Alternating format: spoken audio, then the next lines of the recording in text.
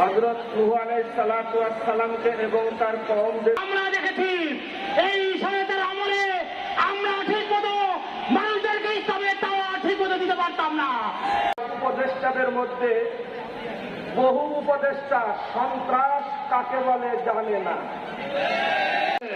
স্বৈরাচারের যারা দোষর হয়েছে প্রশাসনে এখনো বসে আছে, এই দোষরদেরকে অতিশয় করে সরিয়ে দিয়ে এইটাকে সংস্কার করে সুন্দর একটা রাষ্ট্র গঠনের জন্য এই অন্তর্বর্তীকালীন সরকারকে আমাদের সহযোগিতা করতে হবে। আমরা নানা সময়ে বিভিন্ন আধিপত্যবাদী গোষ্ঠী কর্তৃক আমরা শোষিত এবং বঞ্চিত হয়েছি।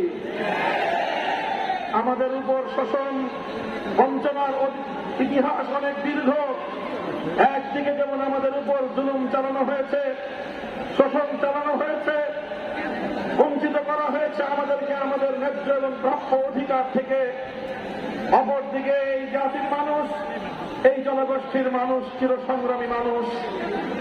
আমরা তিনটি আধিপত্যবাদ বিরোধী শক্তির বিরুদ্ধে লড়াই করে, তিনটি আধিপত্যবাদী শক্তির বিরুদ্ধে লড়াই করেই আমরা মুক্ত হয়েছি, স্বাধীন হয়েছি এবং অর্জিত হয়েছে আমাদের স্বাধীন বাংলাদেশ। আমরা প্রথম লড়াই করেছিলাম ব্রিটিশ বেনিয়ার সাম্রাজ্যবাদী শক্তির বিরুদ্ধে। 200 বছরের স্বাধিকার সংগ্রাম ছিল।